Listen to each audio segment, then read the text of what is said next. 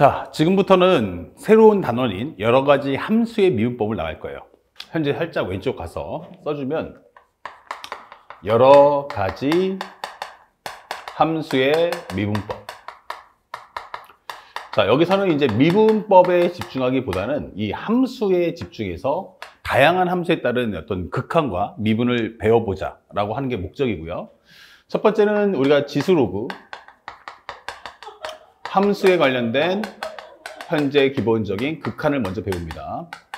그리고 두 번째는 지수로그 함수에 관련된 미분법을 배우고요. 세 번째는 이제 새로운 단원인 삼각함수를 배우게 돼. 그러면 삼각함수에 대한 연산, 삼각함수의 덧셈 정리를 배웁니다. 그리고 네 번째는 삼각함수에 관련된 극한을 배울 거고요. 마지막 삼각함수의 미분법, 이렇게 배우시면 돼요. 현재 이 과정의 포커스는 기본적으로 이제 앞으로 있을 미분법에 관련된 기본 연산을 좀 익혀보자 라는 게 목적인 거고요. 특히나 이제 극한을 할 수 있어야 미분을 할 수 있고요. 요 덧셈 정리하고 극한이 합쳐지면 우리가 그걸 바탕으로 해서 미분을 풀겠다. 결국 키워드는 이제 미분을 하는 과정인데 그 앞의 내용의 정당성을 위해서는 극한의 내용을 반드시 알아야 돼 라고 설명해 주는 과정이에요. 이미 우리가 수투를 통해서 기본적으로 다항함수의 미분법은 다 배웠어요. 그러면 이제 다항함수가 아닌 다른 함수는 어떻게 설명할 거야? 라는 과정을 담는 내용이다. 이렇게 생각하시면 되겠습니다. 그 중에서 첫 번째, 지수 로그 함수에 대한 극한을 배울 텐데, 지수 로그 함수의 극한. 현재 여기서 배워야 될 내용은 크게 두 가지로 나눠져요. 첫 번째는 뭐냐면 우리가 알고 있는 기본적인 사항들, 기본형에 대해서 좀 배울 것이고 그 밖에 우리가 또 새롭게 배울 자연상수 2라는 과정을 공부하게 됩니다. 첫 번째 이제 기본형이라는 건 뭐냐? 우리가 알고 있는 무한대분의 무한대꼴하고 똑같은 개념이에요. 만약에 첫 번째 소개하는 것은 만약 첫 번째 y가 ax 지수함수라면 어떻게 설명하겠습니까? 라고 질문해 줘요.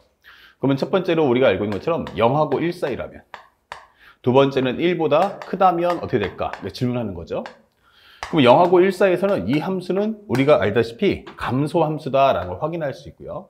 그 다음에 a가 1보다 크다면 이 함수는 우리가 알고 있는 증가함수다라고 공부할 수가 있습니다. 자, 이 과정에서 문제를 물어볼게. 리미트 x가 무한대로 갔을 때 ax는 얼마일까? 이렇게 되는 거 하나. 그 다음에 또 하나는 리미트 x가 마이너스 무한대로 간다면 이 지수함수의 값은 얼마겠습니까? 라고 묻는 거죠. 그럼 여기는 생각하는 게 아니고 보는 거예요. x가 무한대 가면 y 값이 점점 작아지겠죠?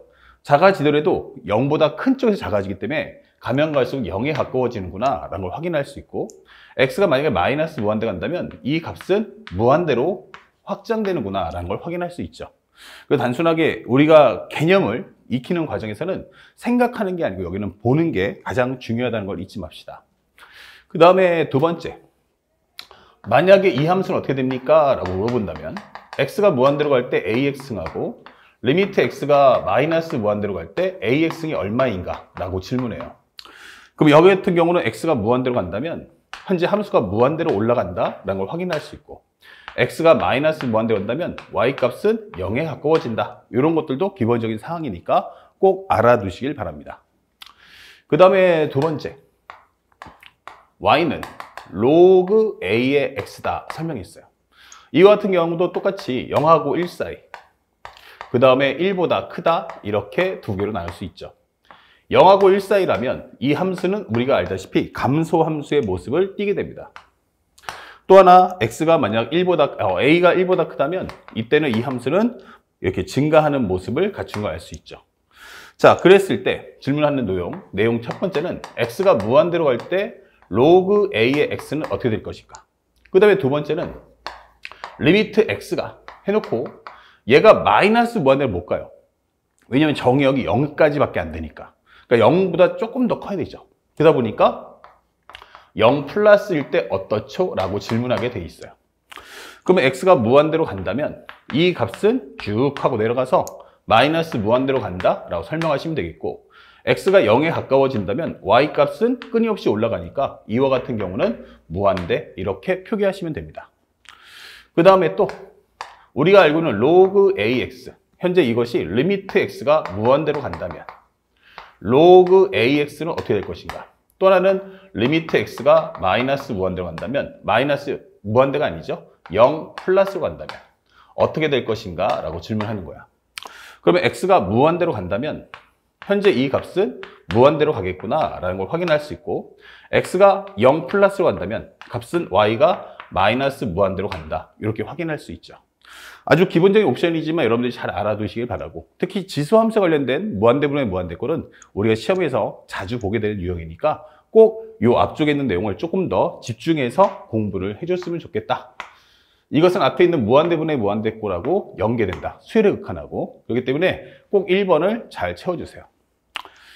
자, 그 다음에 이제 새로 나오는 내용이 바로 두 번째, 심화형인데 이 심화형에서는 기본적인 이해를 하되 그 과정을 외울 필요는 없어요. 그러니까 여기서 가장 중요한 건 과정은 필요 없어요.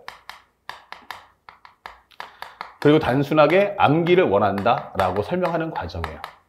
근데 암기는 암기인데 그냥 외우는 거는 조금 뭔가 석연치 않죠. 그래서 현재 내용은 이해해 주세요. 내용을 이해하되 중요한 것은 하지만 그럼에도 불구하고 이 결과는 외워줘야 한다. 그래서 결과를 반드시 외워줘라. 그러니까 내용은 우리가 호기심을 어떤 해결하는 데 용도로만 쓰시고 결과를 꼭 외워서 문제에 적용하시면 돼요. 그래서 오히려 이 과정에서는 상대적으로 좀 많이 쉬운데 이런 생각을 많이 갖게 됩니다. 아시겠죠? 자, 이때 우리가 배워야 될 내용이 뭐냐? 지금부터 하나씩 보여줄 텐데 가장 중요한 핵심 코드가 뭘까? 바로 우리가 알고 있는 첫 번째 자연상수 2라는 걸 배울 거예요. 자연상수 2. 이 값은 바로 2는 2.7182에 해당하는 값을 얘기합니다. 그런데 이거에 대해서 자세하게 설명해 주는 사람이 없어요. 그러다 보니까 책에 보니까 뭐 자연상수 2다 라고 단순 암기는 하고 훅 하고 넘어가긴 하지만 사실은 이게 정확히 내가 뭘 공부하는 걸까? 이거 배워서 어디다 써먹지? 라는 생각을 많이 갖게 됩니다. 현재 우리가 비유하자면 이런 거죠. 비교하자면 바로 파이. 파이라는 것도 비슷한 얘기예요. 파이는 얼마야? 3.14159가 되죠. 3.14159. 이렇게 해서 현재 이 값은 대략적으로 파이를 우리는 3.14라고 공부하게 되는 겁니다. 이 파이라는 것은 결국 목적은 뭐냐면 바로 원을 설명하기 위해 필요한 거예요. 원. 현재 결국 이것을 통해서 뭐다? 원에 대한 내용을 설명해 보자. 그래서 우리가 설명해 보면 원이 이렇게 있는데 반지름이 r이야. 그러면 이 원의 이 둘레의 길이가 뭐죠? 라고 설명하는 거야. 그러면 L 이퀄 얼마 나온다? 2 파이 r. 그쵸? 그 다음에 넓이는 뭐죠? 할 때 파이 r 제곱이 되는 거야. 사실은 이 내용에서 가장 중요한 포인트가 뭐냐면 기본적으로 우리가 길이 또는 넓이를 구할 때 그 길이와 넓이를 설명하는 가장 기본적인 옵션이 뭘까? 라고 하면 직선이에요. 그래서 우리가 사각형의 넓이 구할 수 있고 삼각형의 넓이도 구할 수 있는 거죠. 그러니까 이런 각형에서는 넓이를 구하는 방법이 있는데 얘는 가장 중요한 게 뭐지? 하면 곡선이에요. 그러면 곡선에 대한 설명을 할 수 있는 게 뭘까? 그 중에서 만약 그 대상이 원이라면 이게 원이라고 한다면 그때는 우리가 파이라는 값을 통해서 이 곡선에 대한 설명을 해보자라고 할 수 있죠. 그래서 원이라는 것을 통해서 원의 둘레의 길이나 원의 넓이를 구할 때는 항상 이 파이를 동반해서 나오게 돼요. 그러니까 이 만약에 파이라는 값이 없다면, 그러니까 정확히 말하면 이건 직선이 아니기 때문에 우리가 어떻게 정확하게 길이를 정확하게 정밀하게 잴 수 있는 방법은 없다라는 얘기죠. 그래서 이 파이라는 값을 통해서 우리가 조금 더 효과적으로 풀 수 있다라고 한다면 이 자연상수 2라는 것도 마찬가지예요. 쉽게 이제 학생들한테 좀 깊게 들어가면 너무 어려우니까 쉽게 설명해 주면 세상에는 직선과 곡선 중에서 뭐가 더 많을까라고 한다면 탁월하게 곡선이 더 압도적이죠. 선생님이 아무리 이걸 직선으로 그린다 할지라도 현재 우리가 알고 있지만 지구는 둥글잖아요. 그럼 내가 조그만 단면적으로 볼 때 이게 직선의 길이라고 하지만 사실은 그리게 되면 뭐가 돼? 하나의 곡선을 그리는 개념이 돼요. 그리고 우리가 사는 모든 삶의 이치는 사실상 직선이란 개념은 없죠. 다 곡선이란 말이야. 그러면 곡선의 값을 계산하는데 원에서는 누굴 쓰면 돼? 파이를 쓴다면. 원이 아닌 곡선도 있잖아. 그렇죠? 대표적인 것 중에 하나가 2차 함수도 이제 그런 케이스 중에 하나지만 기본적인 타원들. 그렇죠? 쌍곡선들, 포물선들 이렇게 된다면 이런 값들은 어떻게 정밀하게 잴 수 있을까? 세상에 곡선 중에는 원인 것도 있지만 원이 아닌 것도 있잖아. 그러면 그런 곡선들을 계산할 때 가장 중요한 옵션이 누구냐면 바로 이 자연상수 2라는 개념이 되는 거야. 이 자연상수 2라는 개념은 정확하게 말하면 쉽게 말해서 문과에서는 경영수학 또는 경제수학 이런 공부를 할 때 반드시 알아야 될 옵션이 됩니다. 경영수학, 경제수학. 그 다음에 이과 같은 경우는 기본적으로 공업수학. 우리가 대학교 가서 이제 공대를 가겠다면 일상생활에 쓸 수 있는 어떤 내용들을 만들어야 될 텐데 그때 그 이론을 가능하게 하는 게 이 자연상수 2예요. 자연상수 2를 공부하지 않으면 절대로 뭐 할 수 없다? 현재 우리가 배우는 교육과정을 소화할 수가 없다. 이게 되는 거죠. 결국 곡선을 푸는 열쇠 중에 하나가 자연상수 2다. 그럼 원이 아닌 모든 곡선은 전부 자연상수 2가 만들게 돼. 이게 되는 거죠. 자, 그래서 간단하게 선생님이 재미삼아서 알려드리는데 왜 이런 값을 만들었을까라고 한다면 첫 번째, 우리가 선생님이 아마 수학 1 시간에 선생님 강의를 들었던 학생들이면 지수와 로그를 배웠을 거야. 그 로그에서 처음 로그를 만든 사람이 바로 네이피어라는 사람이에요.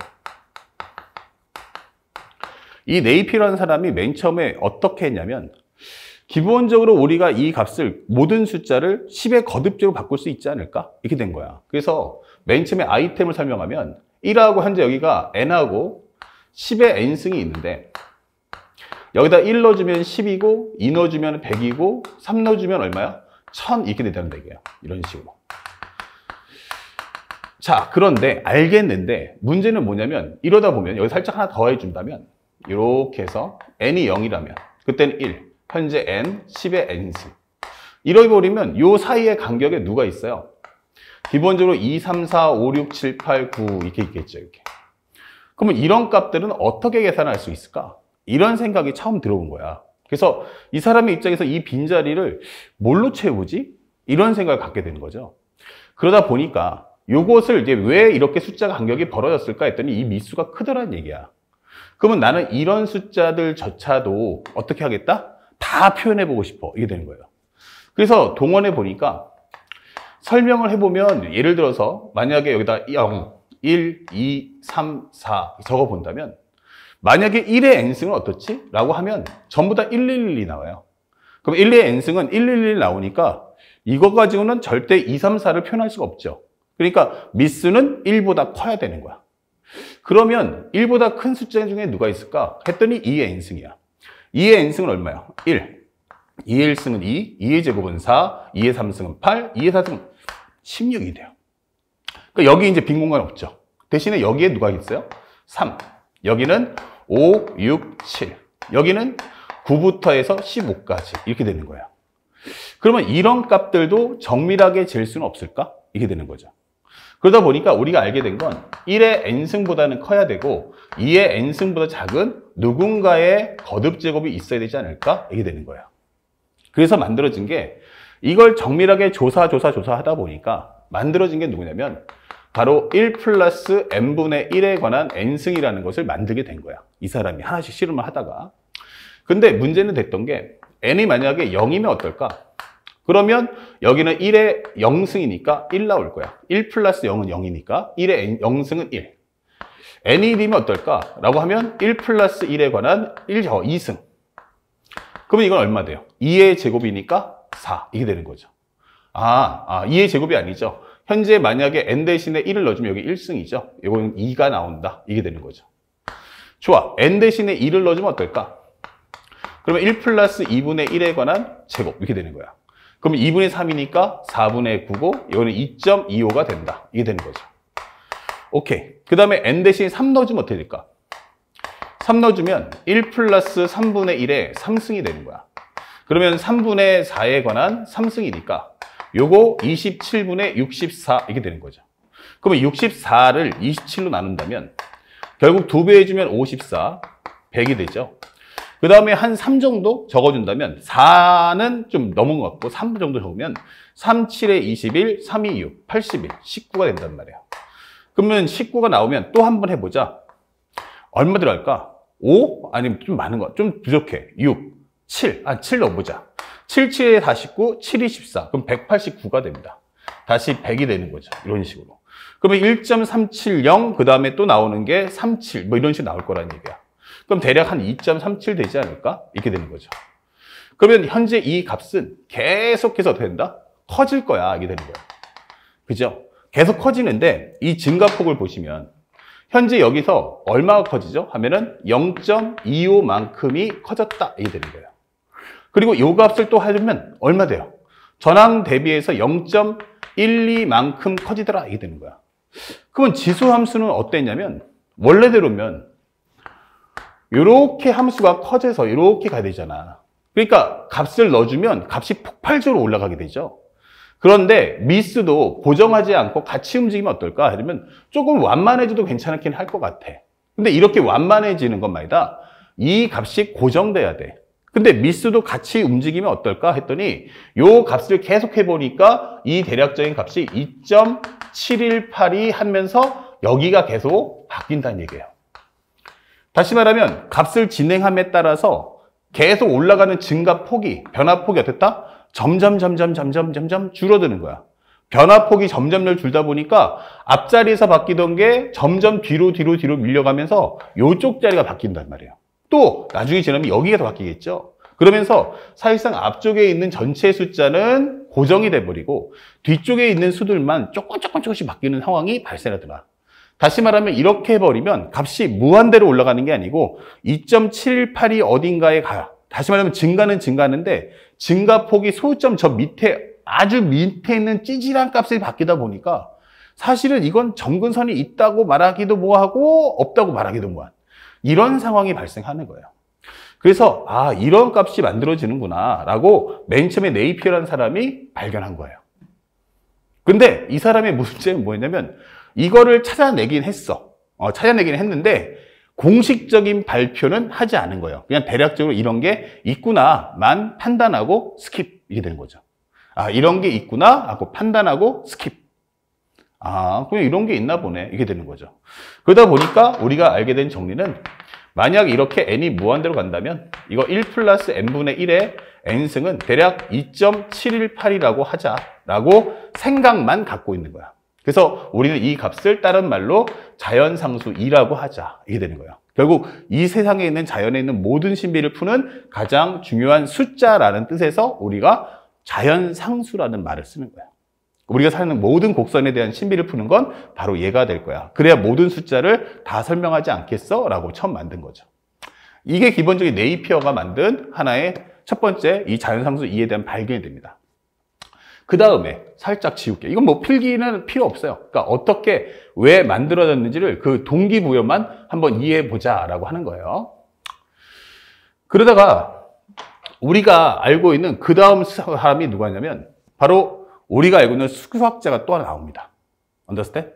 자, 요 공간이 좀 부족하니까 현 선생님이 여기까지 일단 네이피어에 대한 정리까지 끝냈죠. 그럼 요 네이피어에 관련된 내용을 살짝 킵해서 여기까지만 우리가 먼저 그냥 하자. 이게 낫겠죠. 현재 요거까지 정리한 게 좋을 것 같아. 좀 망설였는데 시간이 좀 길어지니까. 근데 두 번째까지 할게요. 자, 베르누이라는 사람이 있어요. 이 사람은 이제 경제학적으로 설명을 하게 된 거야. 시대가 다른 거지. 그러니까 이 사람은 자기가 생각만 갖고 있고 발표는 안 했어. 그 다음에 한참 있다가 베르누이라는 사람이 어떤 생각이 있냐면 내가 원금이 1이 있어. 근데 연이율 100%로 하겠어. 연이율 100%면 1년만 지나면 네 원금을 똑같이 해서 얹어줄게 이렇게 되는 거예요. 그래서 현재 1년 동안에 지났을 때 내 돈이 얼마가 됐을까 이 생각을 한 거야. 그러면 이렇게 돼 있는데 내 원금이 1이야. 그 다음에 기간이 얼마? 1년이야. 그럼 내 돈이 얼마 됐지? 그러면 여기는 원금 1에다가 이자 1을 얹어서 2가 될 거야 이렇게 생각하는 거야. 근데 이 베르누이가 뭐라고 했냐면 차라리 그러지 말고 나는 이걸 좀 짧게 만들면 어떨까? 네가 연이율이 100%라며. 예. 그러면 이걸 딱 6개월로 끊으면 어떨까? 그러면 나는 이자를 2분의 1만 받겠다. 50%만 받으면 안 될까? 이게 되는 거예요. 그러면 6개월마다 갱신할게. 그러니까 은행에다가 1년을 묶지 말고 6개월짜리 예금을 해놨다가 끝나면 다시 또 가입해서 또 6개월. 그래서 나는 예금을 2번 할 거야. 이게 되는 거야. 이런 식으로. 그럼 내 돈이 얼마가 될까? 그럼 1이 되겠지. 그러면 기본이 6개월이 지나면 한 텀이 들어왔잖아. 그러면 원금은 1. 플러스 이자는 얼마지? 그러면 1 곱하기 이자. 2분의 1. 이렇게. 그러면 이렇게 되면 이건 원금, 이자. 합쳐주면 1 플러스 얼마다? 1 플러스 2분의 1이다. 이게 1승이 되는 거야. 이렇게. 그러면 현재 원금이니까 이거 1 곱하기죠. 그러니까 1을 공통으로 뽑아낸다면 결국에는 1 곱하기 이렇게 될 거야. 그러면 다시 또 이 돈이 이렇게 흘러간다면 내가 맡긴 돈은 이만큼이니까 이 돈에 관한 이자를 다오. 이렇게 되는 거죠. 그러면 이 돈에 대한 50%의 이자를 딱 붙여주는 거야. 그러면 이거 1 플러스 2분의 1에 공통 뽑아준다면 1 플러스 2분의 현재 여기서 1 플러스 2분의 뽑아내면 여기는 1, 여기는 2분의 1 이렇게 되는 거죠. 그러면 이거 1 플러스 2분의 1에 관한 뭐다? 제곱이 되잖아. 이렇게 되는 거죠. 오케이. 그랬더니 이 계산이 얼마 나왔어? 2.25가 나오더라. 야, 그러면 차라리 1원을 넣어서 2를 넣어가지고 1년 뒤에 내가 받을 수 있는 게 2라고 했는데 요거를 짧게 끊으면 어때? 더 많은 이익을 뽑아낼 수 있잖아. 이렇게 되는 거예요. 그래? 그러면 요거를 3번으로 나누면 어떨까? 대신 이자도 3분의 1로 줄일게. 3분의 1로 줄이되 기간을 넉 달로 쪼개는 거야. 그러면 나는 몇 번? 이렇게 해서 그러면 4개월마다 하나씩 끊으니까 결국 뭐가 돼? 받는 현재 이자도 총 3번을 받을 수 있지 않을까? 이게 되는 거예요. 그러면 1이야. 한 달 뒤가 지나면 1 플러스 이 돈에 관한 3분의 1. 그러면 여기는 1 플러스 3분의 1의 1승 이렇게 되는 거고요. 요 돈이 넘어가면 1 플러스 3분의 1과 이 돈에 관한 이자를 다오. 그러면 여기다 3분의 1. 그러면 여기는 1 플러스 3분의 1로 묶어준다면 결국 여기도 1 플러스 3분의 1이 되니까 여기는 1 플러스 3분의 1의 제곱이 되네. 이렇게 되는 거죠. 그리고 세 번째 가면 또 1 플러스 3분의 1의 제곱을 넣었어. 그러면 이 돈에 관해서 얼마 하자? 또 이자를 줘. 이게 되는 거죠. 그리고 지나면 1 플러스 3분의 1의 제곱 뽑아나면 여기는 1 플러스 3분의 1이 되니까 전체 금액이 1 플러스 3분의 1의 몇 승? 3승이 되잖아. 이렇게 되는 거예요. 그러니까 처음에는 1년으로 하면은 단순하게 1 플러스 1에 관한 1승이 되는 거고 그 다음에 현재 여기서는 기본적으로 얼마 된다? 기본적으로 여기서는 1 플러스 2분의 1에 관한 2승 1 플러스 3분의 1의 3승 이렇게 가는 거예요. 그러면 이거를 정말 단발적으로 짧게 끊으면 어때? 짧게 끊으면 더 많은 이익을 내지 않을까? 2.25고 이건 어떨만 나왔어? 아까 설명했지만 값이 더 거대해진단 말이야. 다만 변화 폭이 어때요? 아까보다는 0.25, 0.12 이렇게 되니까 점점 추가되는 분량이 작아질 거야. 그러면 만약에 이 1년이라는 기간을 현재 구간을 365등분을 하자. 그러면 이자율은 얼마가 될까? 이자는 현재 나는 365분의 1을 받을 거야. 그러니까 결국 1년 동안 100% 준다며 그러면 짧게 끊어서 1%씩 받겠다는 얘기야. 쉽게 해서 365분의 1만큼 받겠다는 얘기야. 그러면 내 돈은 얼마가 돼? 총 365번의 이자를 받을 테니까 이런 식의 돈이 가지 않겠어? 라고 설명을 하는 거예요. 그러다 보니까 이거를 무한등분해서 야, 왜 하루를 해? 반나절만 하면은 우리가 730번을 받을 수 있잖아. 이런 식으로 해서 계산을 해봤더니 1 플러스 n분의 1에 n승을 했더니 그러면 이 돈이라는 게 무제한으로 계속 올라갈 것처럼 보였지만 사실은 무제한으로 올라가지 않고 대략 얼마? 2.718이라는 값에 가까워지더라라는 경제학적인 논리가 만들어지는 거예요. 이렇게 동계산을 하게 된 원리가 만들어지는 거죠. 그러다 보니까 중요한 건 이 값은 증가는 맞아요. 올라가는 건 맞는데 무한대로 올라가는 게 아니고 2.718이라는 어떤 값에 끊임없이 가까워지더라라는 걸 이 네이피어라는 사람이 만든 거야. 그래서 우리가 경영학수학에서 경영수학이나 경제수학 때 이 개념을 배우게 되는 거죠. 자, 그래서 이런 숫자의 식을 어떻게 만들었는지 보여드리는 거고 이제 끝나고 나면 또 한 번 가는 게 이 사람들도 마찬가지지만 생각만 하고 정리는 안 했어. 그러다가 우리가 알고 있는 현재 마지막 세 번째 오일러라는 사람이 이제 그거를 발표를 합니다. 오일러를 독일어로 하면 EULER 이게 돼요. 독일어 하시는 분은 알겠지만 이거를 한국말로 하면 오이라고 합니다. 오이. 그래서 여기까지 하면 오일러 이게 되는 거예요. 그래서 이 사람이 발표를 한 사람입니다. 이 사람은 이 자연상수 2라는 걸 처음으로 발표하다 보니까 이 이름표를 내가 갖겠다라고 하면서 머리 글자 2를 쌓은 거예요. 그래서 우리는 이제부터 자연상수 2라고 설명을 하자라고 하면서 이 사람이 발표하게 되는 거죠. 그래서 우리가 알게 되는 진리는 바로 누구십니까? 앞으로 리미트 n이 무한대로 갈 때 또는 x로 한다면 x가 무한대로 갈 때 1 플러스 x분의 1의 x승을 우리는 이제 자연상수 2라는 값으로 규정하겠음 이렇게 되는 거예요. 자, 시작은 이렇게 되지만 이 값을 통해서 무한으로 확장하는 과정을 공부할 것이 여러분들이 대학교에 가서 배울 경영수학과 공업수학 여기서 이 값을 바탕으로 해서 모든 연산이나 계산을 펼쳐나가게 됩니다. 그러니까 적어도 그냥 외웠다기보다는 적어도 어떤 과정에서 이 사람들이 어떤 아이템을 가지고서 이런 값을 만들었고 결국 이것은 우리가 알고 있는 파이처럼 무한상수는 무한상수인데 이걸 일명 초월수라고 하거든요. 그러면 이런 숫자를 통해서 결국 곡선에 대한 비밀을 풀어내고자 한다라는 거 짤막하게 여러분들이 기억해 주시면 참 좋을 것 같습니다. 아시겠죠? 자, 여기까지 해서 기본적으로 여러분들이 궁금해할 수 있는 내용들, 교과서에 나오지 않는 내용도 압축해서 설명해 드리도록 하겠습니다. 자, 그러면 다음 영상에서는 이걸 정리해서 이제부터 우리가 가장 중요한 선택 미적분학에서 다루는 이제 여러 가지 함수에 관련된 극한 내용을 보여드리도록 하겠습니다.